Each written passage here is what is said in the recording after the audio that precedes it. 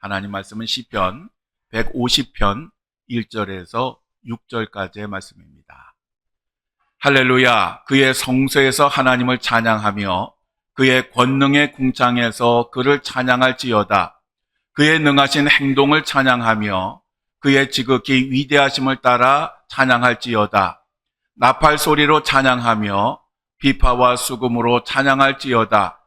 소고치며 춤추어 찬양하며 현악과 퉁소로 찬양할지어다. 큰 소리 나는 대금으로 찬양하며 높은 소리 나는 제금으로 찬양할지어다. 호흡이 있는 자마다 여호와를 찬양할지어다. 할렐루야. 아멘. 예, 자리에 앉아주시기 바랍니다. 오늘은 이 말씀을 가지고 다시 찬양의 자리로 라는 제목으로 함께 말씀을 나누겠습니다. 마음의 근심으로 괴로워하던 어느 교인이 담임 목사님에게 자기 자신이 그 문제를 해결할 수 있도록 도와달라고 그렇게 도움을 요청을 했습니다. 그래서 담임 목사님이 여러 성경 구절을 제시를 해서 그 말씀을 가지고 그 성도의 문제를 해결해 보려고 했지만 성도는 그 말씀을 들어도 마음이 좀 시원하지가 않았습니다. 그러자 그 교인이 목사님에게 이렇게 말을 했습니다. 목사님, 제가 제 문제를 정말 해결해 보려고 하나님 앞에 기도를 정말 열심히 노력했습니다. 그런데 차마 제 고민을 하나님께 말씀드릴 수가 없었습니다. 기도가 잘 되지 않았습니다. 그러자 목사님이 이렇게 얘기를 합니다. 만일 기도를 할 수 없으면 찬양을 드릴 수 있지 않습니까? 그러면서 이 목사님이 하는 얘기가 만일 그 교인이 하나님의 은혜에 감사하지 않으면 그것은 죄를 더 가중시키는 것이라고 하면서 만일에 오히려 하나님을 찬양하면 오히려 하나님은 찬양의 기도를 들으시고 문제를 해결해 주실 것이다 라고 그렇게 이야기를 했습니다. 그러면서 시편 103편 1절에서 2절의 말씀, 내 영혼아 여호와를 송축하라. 내 속에 있는 것들아 다 그의 거룩한 이름을 송축하라. 내 영혼아 여호와를 송축하며 그의 모든 은택을 잊지 말지어다. 이 말씀을 애송하라고 그렇게 권면을 했습니다. 그래서 그 교인이 이 목사님의 말씀을 듣고 와서 이 시편 이 구절을 펴놓고 반복해서 계속해서 이 말씀을 읽었습니다. 그랬더니 어느 순간에 그 마음에 꽉 막혔던 그 근심이 변하여 기쁨이 되는 것을 경험을 했습니다. 그래서 그 이후로 이 교인은 이 형언할 수 없는 그 기쁨과 은혜로 항상 하나님을 찬양하게 되었다라고 하는 것입니다. 히브리어에 보면 찬양이라고 하는 히브리어 단어는 던지다, 쏘다, 감사하다, 고백하다 라고 하는 그런 의미입니다. 그래서 이 단어의 기본적인 의미는 죄나 하나님의 품성과 역사 그리고 인간의 특성을 시인하다 또는 고백하다라고 하는 의미입니다. 그리고 히브리어 그 찬송이라고 하는 그러한 그 히브리어 단어가 있는데 이것은 영광, 찬미, 찬양, 찬양의 노래 또 찬양할 만한 행위를 의미하는 것입니다. 이 찬송과 찬양이라고 하는 이 단어는 분명히 구분은 됩니다. 그렇지만 실제로 사용할 때 보면 섞여서 사용이 됩니다. 만약에 이것을 그래도 억지로 구분한다라고 하면 조금 차이는 있습니다. 어떤 차이냐 하면 찬양이라고 하는 것은 어떤 사실에 대한 인정과 선언을 강조하는 것이고 찬송은 하나님을 자랑하고 기뻐하고 갈채를 보내는 것을 강조한 것입니다. 그런데 오늘 우리가 읽은 시편 50편에 보면 찬양하라라고 이야기를 합니다. 근데 이 찬양이라고 하는 단어는 정말 실제로 한다면 야다라고 하는 단어를 써야 되는데 할렐이라고 하는 단어를 썼습니다. 이 얘기는 무슨 얘기냐면 찬양이든 찬송이든 어떻게든 상관이 없다라고 하는 것입니다. 어쨌든 이 찬양이든 찬송이든 이것은 하나님이 어떤 분이시고 하나님께서 어떤 일을 행하셨는가를 고백하고 선언하는 것을 의미하는 것입니다. 그래서 본문 2절에 보면 그의 능하신 행동을 찬양하며 그의 지극히 위대하심을 따라 찬양할지어다 라고 말씀하고 있습니다. 즉 하나님의 능력으로 행하신 그 모든 일들, 그리고 우리 하나님의 그 위대하심을 항상 찬양하라라고 하는 그러한 말씀입니다. 시편 150편 6절에 보면 호흡이 있는 자마다 여호와를 찬양할지어다라고 말씀하고 있습니다. 여기서 호흡이 있는 자라고 하는 말은 살아있는 모든 것을 가리키는 것입니다. 그러니까 인간뿐만 아니라 존재하는 모든 것들은 하나님을 찬양하라라고 하는 그런 의미입니다. 그래서 하나님을 찬양하는 것은 모든 생명으로부터, 그리고 모든 입술로부터 나와야 하는 것입니다. 그러면 왜 이 모든 것들이 하나님을 찬양해야 할까요? 이사야 43장 21절에 그 답이 나옵니다. 우리 함께 읽겠습니다.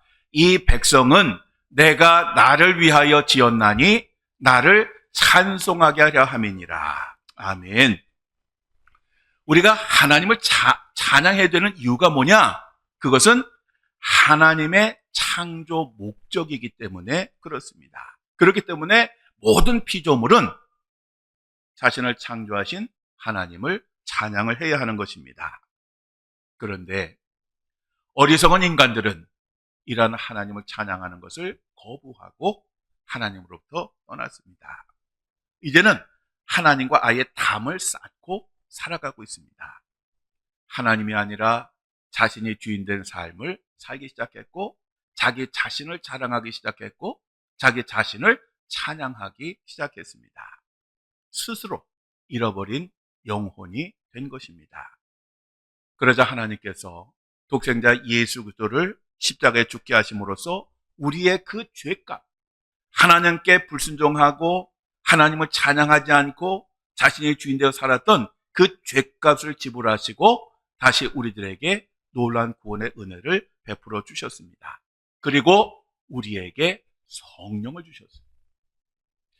왜 하나님이 하나님 싫다고 도망간 이들을 위해서 독생자 예수 그리스도의 피값을 지불하시고 또 그들에게 성령을 주셨을까요? 그 이유가 에베소서 1장 14절에 나오는데 현대인의 성경은 이렇게 말씀합니다. 함께 읽겠습니다. 성령께서는 하나님이 약속하신 것을 우리가 받을 것이라는 것을 보증하시고 하나님의 백성이 구원을 받아 그분의 영광을 찬양하도록 하십니다. 아멘. 하나님께서 독생자 예수 그리스도의 그 피값을 통해서 우리를 다시 구속하시고 우리들에게 보혜사 성령을 주신 까닭은 우리가 찬양을 통해서 하나님께 영광을 돌리도록 하기 위함인 것입니다. 그러므로 구원받은 사람이라면, 성령을 받은 사람이라면 성령의 도우심을 힘입어 하나님을 찬양하는 그러한 삶을 살아야 합니다. 그런데 어리석은 인간들은 과거와 똑같이 지금도 여전히 하나님부터 떠나고 있습니다. 이 시대를 가리켜서 뭐라 그러냐 하면 탈종교화 시대, 탈기독교 시대라고 그렇게 말을 합니다. 이러한 것들이 아주 급속히 진행이 되고 있습니다. 그래도 우리가 어렸을 때에는 신의 존재에 대한 인식은 있었습니다. 지금은 신의 존재 자체를 부인하는 그런 세상이 되었습니다. 그런데 이러한 분위기 속에 기독교인들의 일탈이 불을 질렀습니다. 성직자들의 성적인 문제들, 또 교인들 간의 공개적인 싸움, 그리고 교인들 간의 사기치고 도망가는 것, 이러한 모습들이 세상 사람들에게 계속해서 알려지다 보니까 이제 세상 사람들은 교회하면 아예 마음을 확 닫아버렸어요.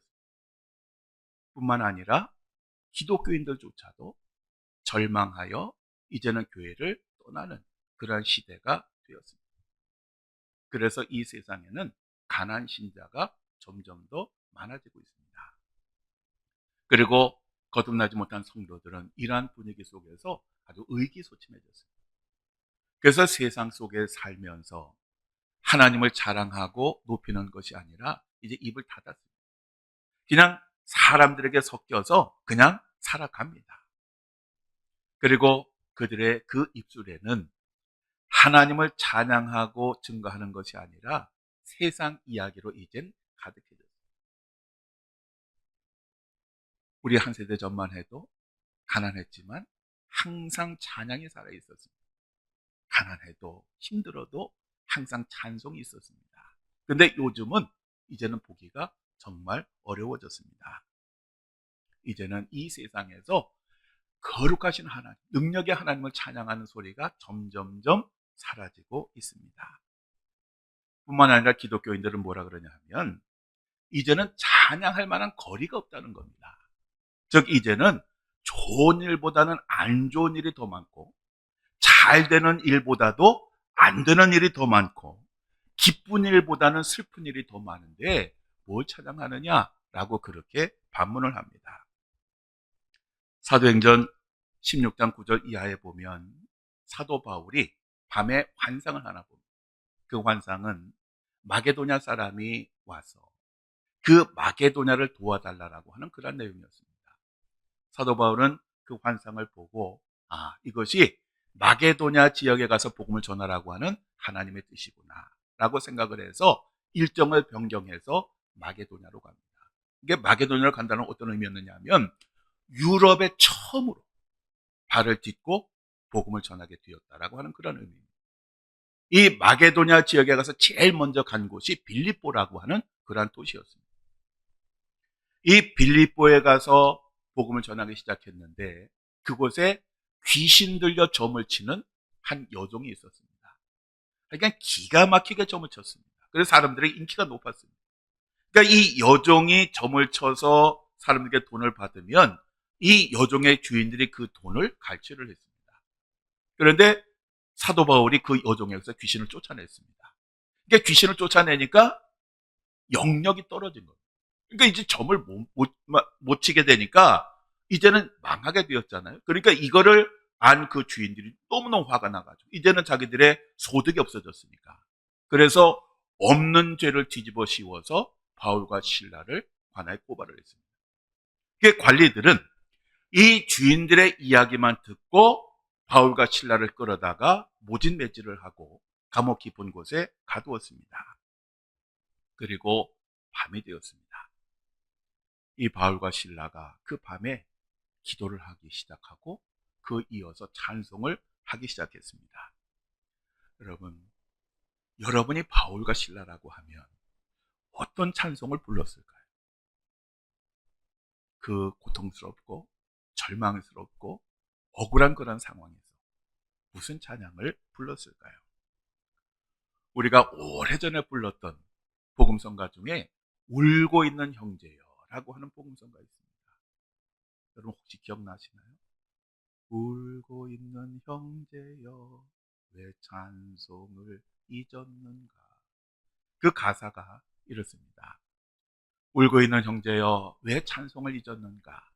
어둠 속의 찬송은 기적을 부른다. 바울과 실라가 빌립보 감옥의 문을 찬송으로 열었다. 고통의 문을 찬송으로 찬송으로. 이 복음성가는 삶의 어둠 속에서 절망과 슬픔과 아픔 속에서 찬송을 잊지 말고 하라고 하는 그러한 내용입니다. 시편 150편 1절에 할렐루야 그의 성소에서 하나님을 찬양하며 그의 권능의 궁창에서 그를 찬양할지어다 라고 말씀하고 있습니다.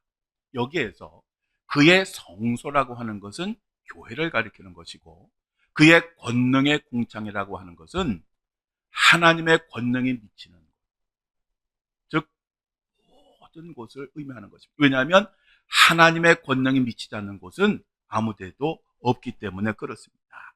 그러니까 우리들은 언제 어느 때에 어떤 장소에서도 하나님을 찬양을 해야 하는 것입니다. 기쁠 때뿐만 아니라 슬플 때도 찬양을 해야 하고 모든 일이 잘 될 때뿐만 아니라 계속해서 실패할 때에도 찬양을 해야 합니다. 즉 우리들의 찬양은 조건의 구애됨이 없는 그러한 찬양이어야 합니다.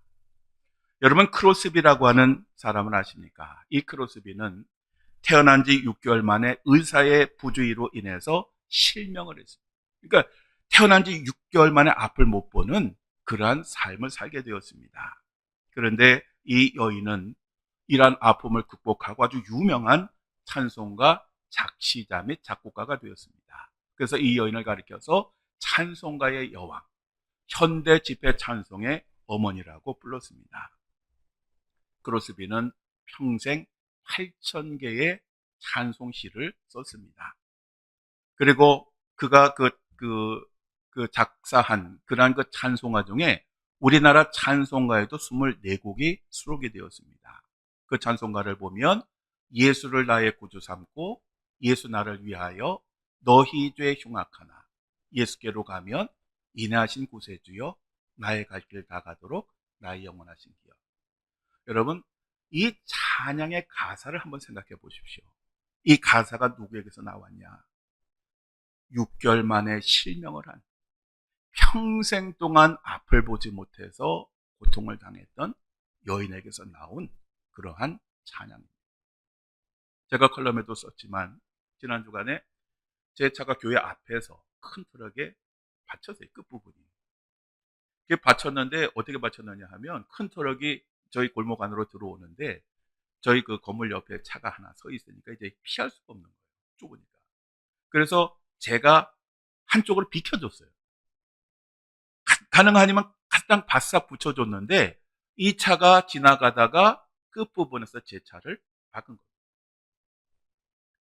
저는 당연히 그 사람의 100% 과실이라고 생각을 했는데 이 양반이 차 내리면서 저한테 뭐라 그러냐 하면 저희 보험사를 부르라는 거예요. 그래서 제가 아니 당신이 100% 잘못했는데 내가 왜 내 보험사를 부릅니까? 당신 보험사만 불러도 됩니다. 그랬더니 아니라는 거예요. 이거는 과실이 50대 50도 갈 수 있다는 겁니다. 그래서 제가 할 수 없이 불렀어요. 그런데 그분이 제가 저는 모습을 봤습니다. 그러더니 갑자기 태도가 달라지는 뭐라 그러냐면 자기한테 고민이 하나 있대요.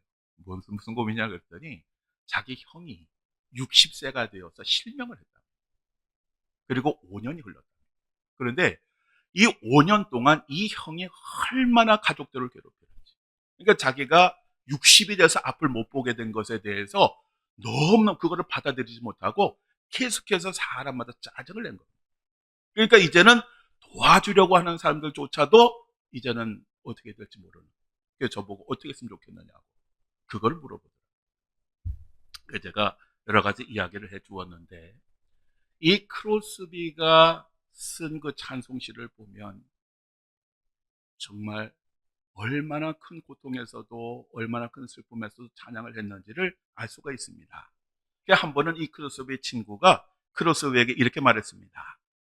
하나님은 내게 그처럼 많은 재능을 주셨음에도 불구하고 왜 너를 맹인이 되게 하셨을까? 내가 너의 눈을 보면 너무너무 슬퍼. 그랬더니 크로스비가 웃으면서 이렇게 대답했습니다. 만일 하나님께서 내가 태어나는 순간에 소원이 무엇이냐고 묻는다면 나는 맹인이 되게 해달라고 기도할 거야. 왜냐하면 천국에 가서 내 뜬 눈으로 처음 주님을 뵐 수 있기 때문이야. 라고 했다는 것입니다. 이 크로스비는 평생을 살면서 예수님에 대한 생각 때문에 자기 자신의 그 맹인으로 인한 불편함과 여러 어려움들을 생각할 겨를이 없었던 것입니다. 사랑하는 성도 여러분, 히브리서 13장 15절 16절 우리 함께 읽어볼까요? 그러므로 우리는 예수로 말미암아 항상 찬송의 제사를 하나님께 드리자. 이는 그 이름을 증언하는 입술의 열매니라. 오직 선을 행함과 서로 나눠주기를 잊지 말라. 하나님은 이 같은 제사를 기뻐하시느니라. 아멘. 예수로 말미암아 항상 찬양의 제사를 드리라고 말씀을 하고 있습니다. 우리는 찬양과 찬송의 자리로 돌아가야 합니다. 즐거울 때뿐만 아니라 슬플 때에도 힘들 때에도 너무 아파서 눈물이 그치지 않을 때에도 우리는 찬양의 자리로 돌아가야 합니다. 우리들의 입술을 통해서 그리고 우리들의 삶을 통해서 살아계신 하나님을 찬양을 해야 합니다. 그럴 때에 우리 하나님은 그 찬양을 통해서 영광을 받으시게 될 것이고, 그럴 때에 세상은 하나님이 어떤 분이신지를 깨닫고 하나님께로 돌아오는 역사가 있게 될 것입니다. 우리 모두 찬양의 자리로 돌아갑시다.